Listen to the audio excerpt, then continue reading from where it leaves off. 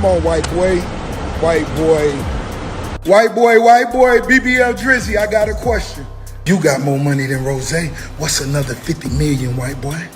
White boy, it's one for 40 on Indian Creek. It's one for 50 on Star Island. You got 48 hours, white boy. If you got Ricky Rose money, ain't none of my niggas winning foreclosure. Come on, white boy.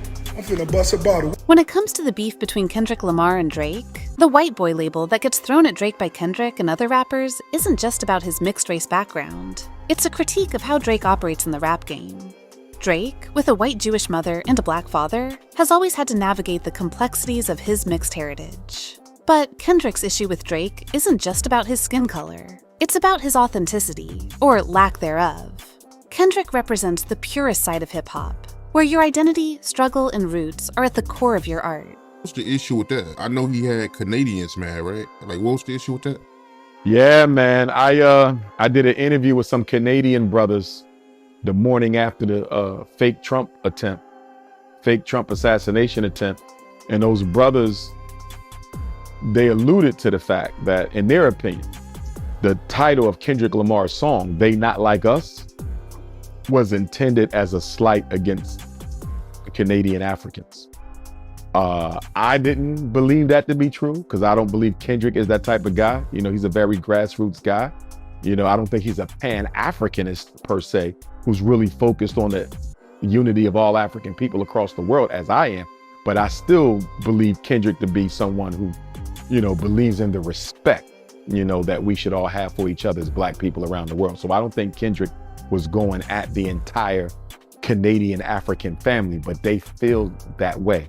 And the reason they feel that way is in the comments. This is what they said. They said, if you go online, Dr. Umar, Twitter, Facebook, Instagram, if you look at the comments being made by American Africans about Canadian Africans in relation to the Kendrick Drake beef, they are attacking all of us as a people.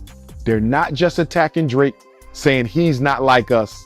They're saying that the Canadian African is not like the American African. And what I told those brothers, shout out to them, and I hope to see them October 5th and 6th when I come to Toronto this year. But what I told them brothers, if Kendrick intended that song as a slight against the Canadian African community, I have a problem with Kendrick because that's a violation of Pan-African protocol and unity. Although I said, I don't believe that's the way it was intended. And there was another brother on the set of that podcast interview in Newark, New Jersey, shout out to Mouse.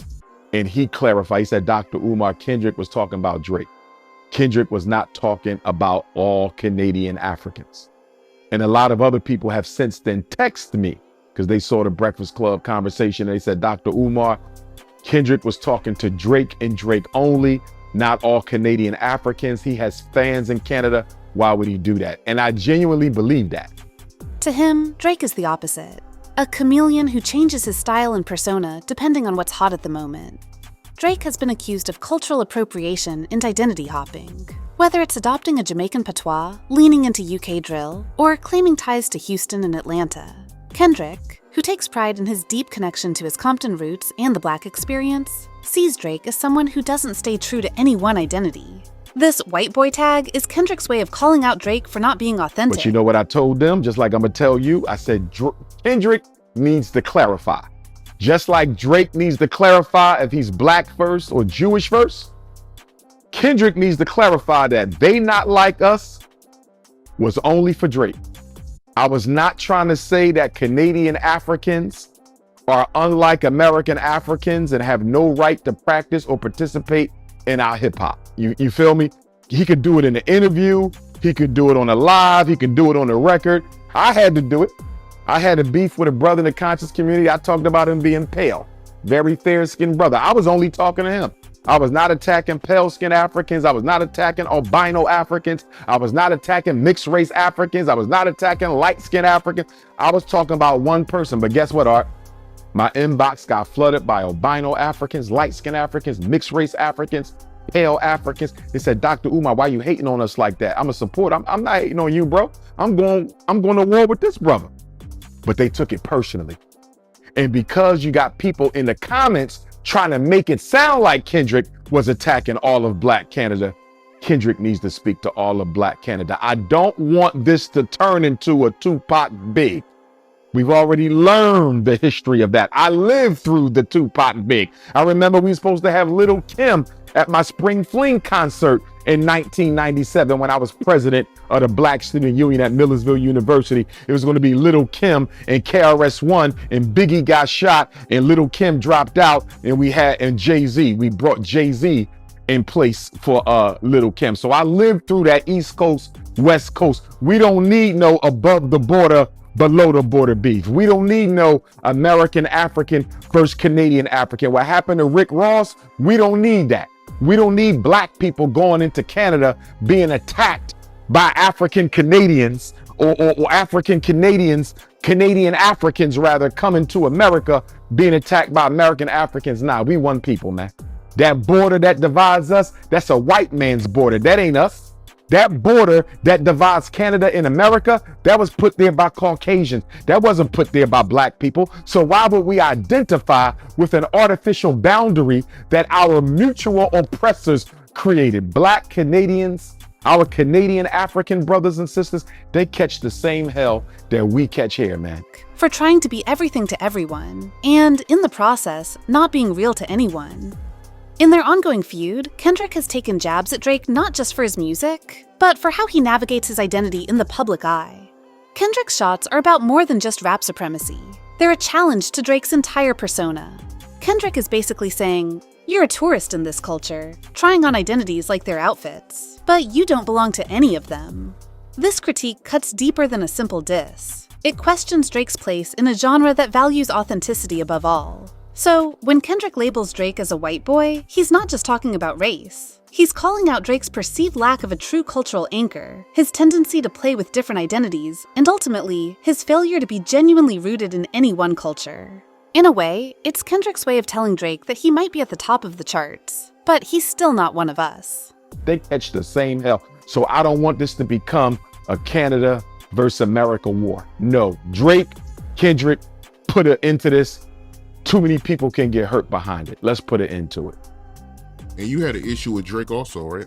I want him to clarify whether or not he identifies as a Black man, because too many people, I've never seen him say he didn't, but too many people are telling me that he doesn't, that he's always pushing his Jewish heritage, which is fine. But you became a millionaire through hip hop. You made your name through hip hop. And as a result of that, you need to make sure that you Black first. If you ain't Black first, say that and let people decide if they still want to support you. But see, what I don't want is mixed race Africans who don't consider themselves Black. Whether that's Drake, whether that's Amber Rose, whether that's anybody else. I don't want any mixed race African who doesn't identify with us to do so only when it's convenient for them to exploit the culture. Because if you don't identify as Black, you are a visitor in the house of hip hop, as far as I'm concerned. If you don't identify as Black, you are a visitor in the house of hip hop. But I don't want to take it so far, Art, because even in that, there's a small contradiction, because Eminem and DJ Khaled clearly are not African, and they are not treated like visitors in the house of hip hop. They are treated like family.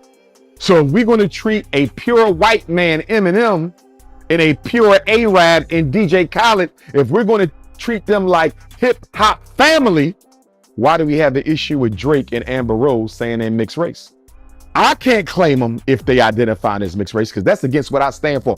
I can't claim Drake and Amber Rose if they identify as mixed race, but hip hop should be able to, because after all, you got a white man and an Arab, DJ Khaled and Eminem, and y'all treat them like royalty. So don't do a double standard for Amber, and don't do a double standard for Drake. What's good for the goose is good for the gander. If DJ Khaled and Eminem ain't... Like and subscribe for more content from us.